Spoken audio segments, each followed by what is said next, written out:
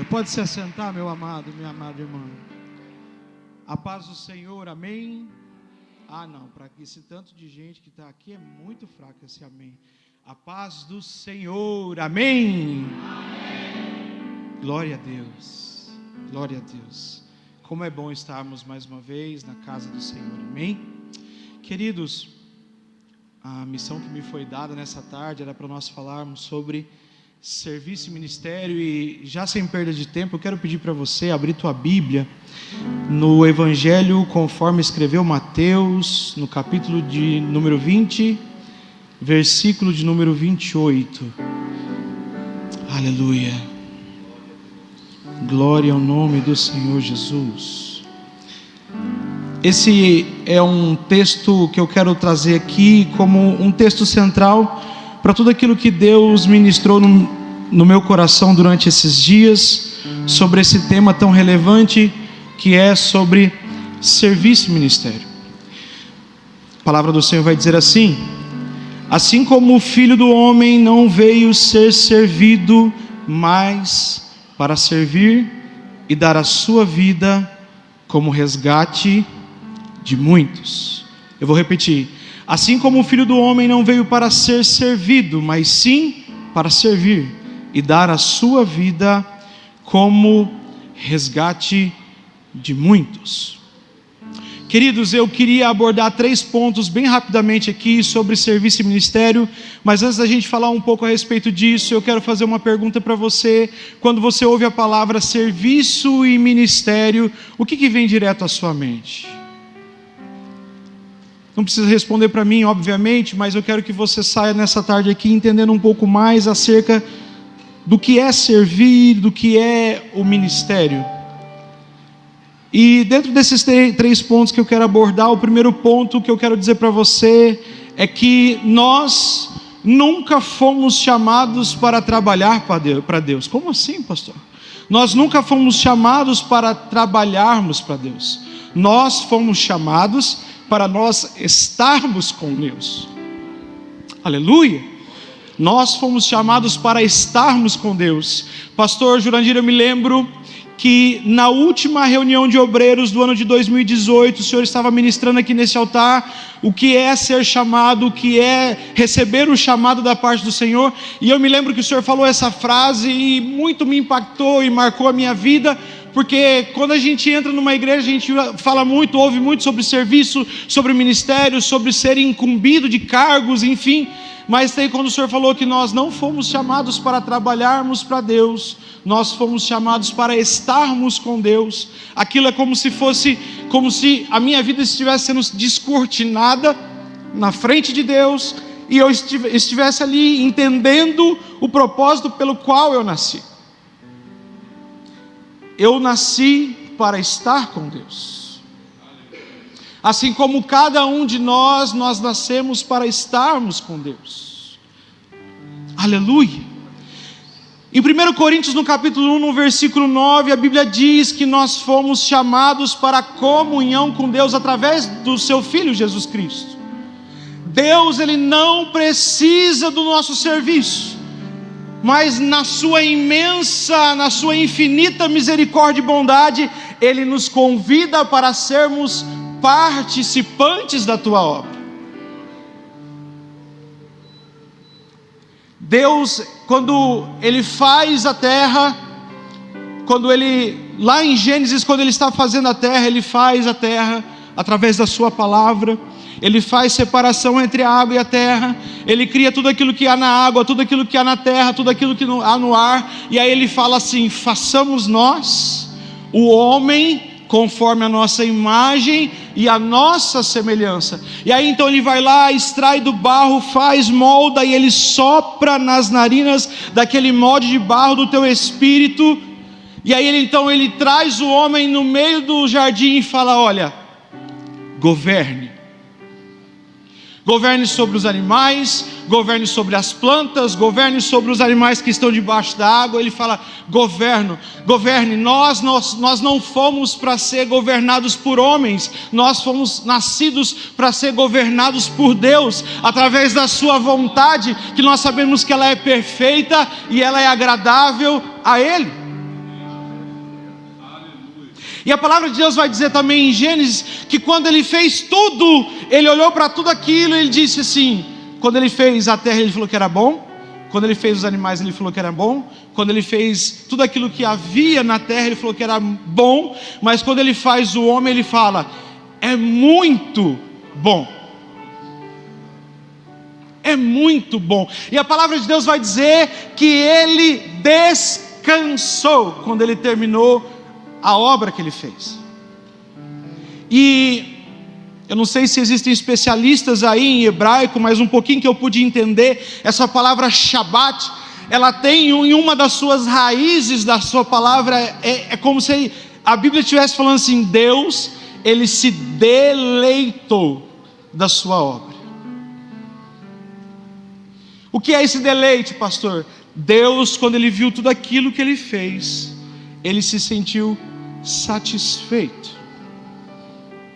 Coloque a sua mão no seu peito e diz assim: Deus se sente satisfeito ao me ver na casa do Pai. Deus, ele se sentiu satisfeito, ele se deleitou da sua obra.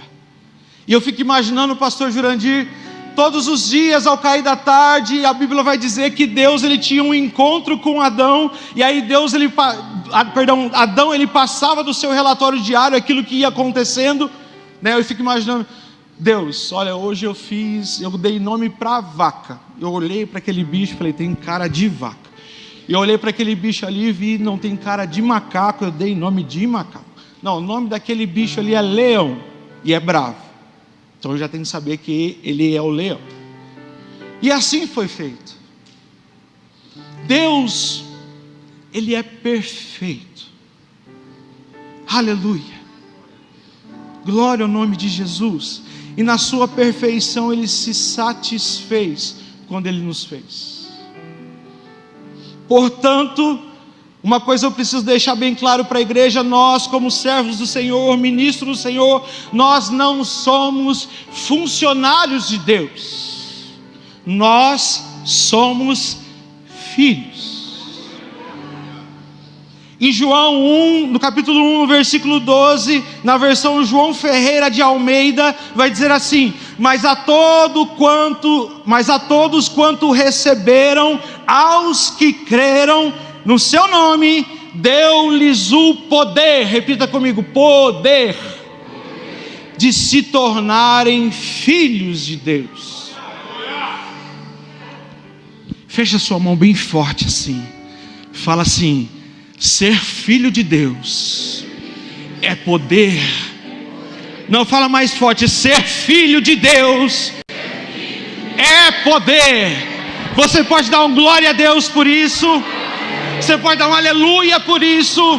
O fato de você ser filho de Deus faz de você alguém com poder. Aleluia. Glória a Deus. Romanos 8,19 diz: porque a ardente expectação da criatura espera a manifestação dos verdadeiros filhos de Deus. Então quero dizer para você, meu irmão e minha irmã, melhor é ser filho de Deus do que se achar funcionário de Deus, servo de Deus. Somos filhos. E a Bíblia vai dizer também que através de Jesus nós somos co-herdeiros. Do que, pastor? A Bíblia também diz que ouvidos nunca ouviram e olhos também nunca viram aquilo que Ele tem reservado para nós. Então, antes de mais nada, meus amados, antes de você falar assim: não, eu sou servo, entenda, nós somos filhos. Então sirva como filho ao Senhor. A outra pergunta que eu quero fazer para você: na casa do Pai você serve como filho ou como empregado? Isso me remete muito, pastor Jurandir, sobre a passagem do filho pródigo, aonde o filho pródigo ele sai, o pai divide todas as heranças, ele vai e gasta tudo aquilo que ele tem, e aí ele chega no pior da situação da vida dele, no pior momento da vida dele, aí a palavra de Deus vai dizer que ele cai em si, volta para a casa do pai. O problema não é nem voltar para a casa do pai, o problema é o irmão que ficou na casa do pai. Porque o irmão, ao ver o outro sendo arrependido e sendo reintegrado à família, causa uma certa estranheza no coração dele. E ele vai até o pai e fala: pai, eu trabalhei para o Senhor a minha vida inteira, e o Senhor nunca matou nem sequer um carneiro para mim, para eu festejar com os meus irmãos. E o pai olha e fala: filho, é tudo teu. Você esqueceu que eu dividi a herança? É tudo teu.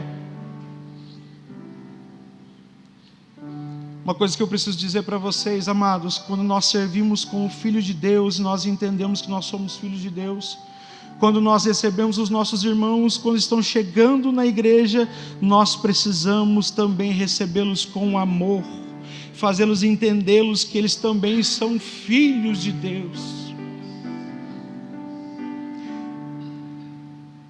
Vocês estão entendendo o que eu estou dizendo? Deus está ministrando algo no meu coração, e eu não queria dizer, mas eu preciso dizer para vocês que já são ministros. Atenção, pastores, por favor, me amem.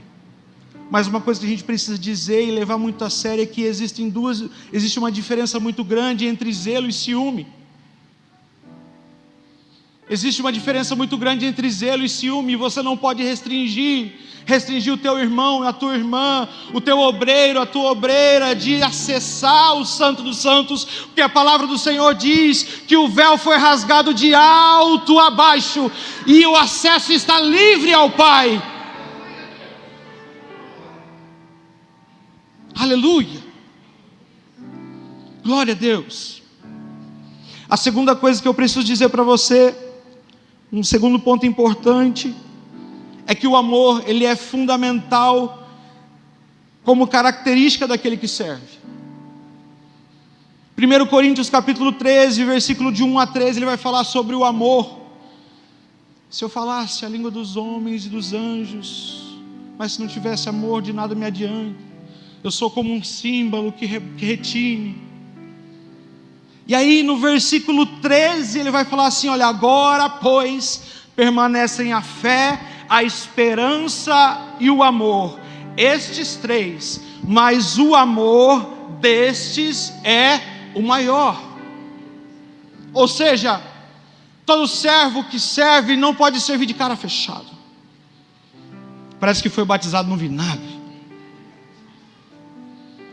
O servo que serve com amor, ele tem sempre um sorriso no rosto, um sorriso até no olho mesmo, quem sabe. No olhar existe uma alegria, porque ainda que nós passamos por lutas e dificuldades, nós sabemos a quem nós servimos, sabemos que é o Pai, sabemos a quem nós seguimos. Aleluia, aleluia. Nós não podemos aqui colocar como referência o amor humano, mas o amor de Deus.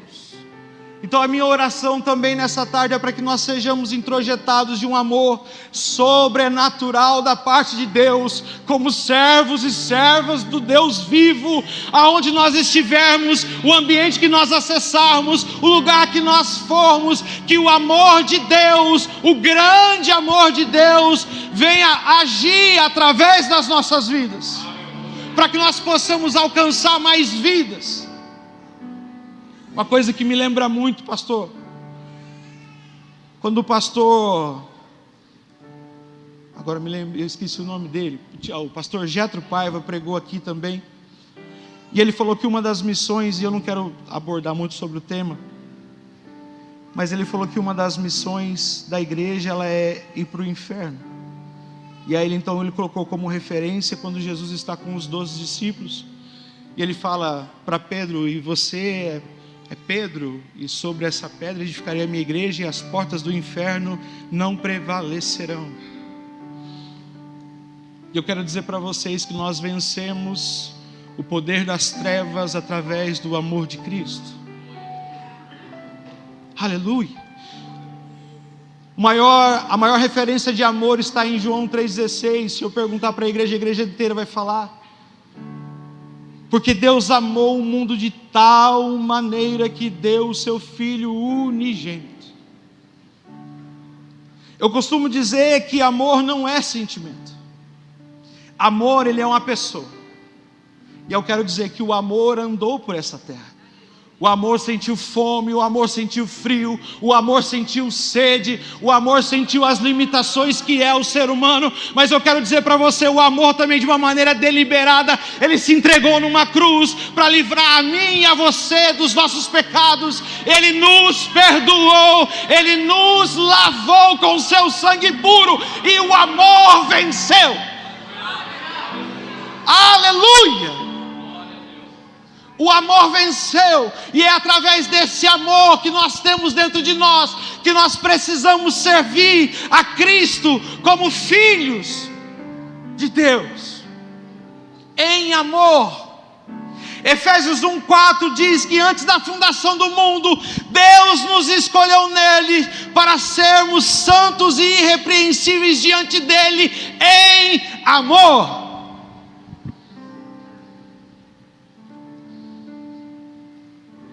As pessoas falam sempre do versículo, né? Jesus fala, as pessoas falam, né? Ame o teu próximo como a ti mesmo. Aí Jesus vem e complica mais ainda. Ele fala assim, olha, um novo mandamento eu vos dou, que ameis uns aos outros como... Aí ele complicou. Por quê, pastor? Porque se eu não amo a mim, como eu posso amar o meu próximo? Como se eu não tenho amor à minha vida, como eu posso ter amor pela vida do meu próximo? E aí Jesus ele fala assim, ame o teu próximo como eu amo você. E a terceira e última, eu quero até convidar já o Ministério de Louvor a estar subindo, eu peço perdão pelo horário. Saiba que você será marcado para sempre.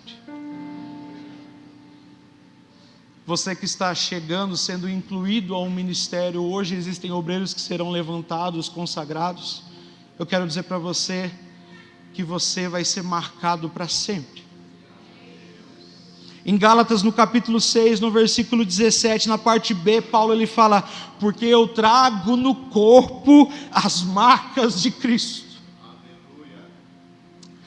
Seu ministério será marcado. Eu quero rapidamente trazer um breve testemunho. O meu sogro, ele faleceu, se eu não me engano, há 2 anos atrás, é isso, amor? Só que antes ele foi diagnosticado com Parkinson, e depois de alguns anos ele foi diagnosticado com câncer na próstata. E ele era uma pessoa, apesar de ser uma pessoa muito boa conosco, nos ajudava muito, nos dava muito auxílio em tudo, uma pessoa muito sábia, ele era uma pessoa um pouco dura de coração. E aí então, quando nós viemos para Deus Vivo, a gente começou um trabalho na nossa casa de discipulado. Eu poderia dizer discipulado, não era bem uma célula, mas era um discipulado. Pastor Gilberto e pastor e missionário Vanderlei estavam conosco, nos auxiliando, e eu sentia todas as vezes que nós estávamos lá e ele estava junto,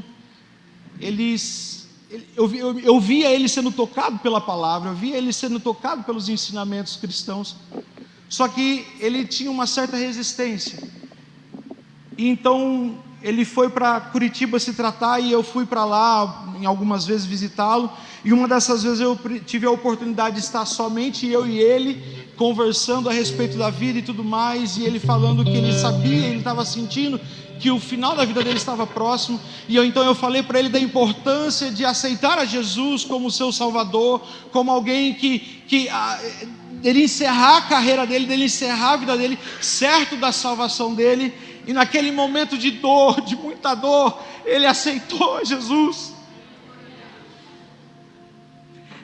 E depois de algumas semanas eu voltei para Curitiba, e eu falo que são coisas que Deus acaba arranjando encontros, e eu me lembrei que ele foi batizado por um pastor. A cerimônia de casamento dele foi na cama, porque ele já não conseguia mais ficar em pé. O batismo dele foi na cama, porque ele já não conseguia ir para um lugar para poder se batizar. E aí eu me lembro que eu cheguei lá na casa, aquela sensação estranha, e aí me deu um estalo. Eu falei assim: escuta, você por acaso já tomou a sua ceia? Ele falou: não, eu não tomei minha ceia ainda. E eu acho que eu liguei para o pastor Dorval, eu mandei uma mensagem para o pastor Dorval e falei: pastor, ele se batizou, ele casou e ele não tomou a ceia dele, pastor, o que eu faço? À época eu era diácono. Ele falou assim: meu filho, você está aí, ministra a ceia para ele. Eu posso dizer para vocês que o céu desceu naquele lugar, e aquilo marcou o meu ministério de uma maneira que eu não vou explicar para você. Nós precisamos ser introjetados com esse amor, nós precisamos ser carregados desse amor, de olhar para o nosso próximo, entender as limitações do nosso próximo. Isso é servir. Servir não é estar aqui em cima de um altar. Muitas pessoas falam sobre o ministério do microfone. Meu amado, isso aqui não é nada, não é nada. Eu conheço pessoas que nunca colocaram a mão no microfone, mas serviram muito mais do que eu já. Seja um servo, um filho servo, aquele que ama o Pai e que serve com esse amor. Você pode ficar em pé.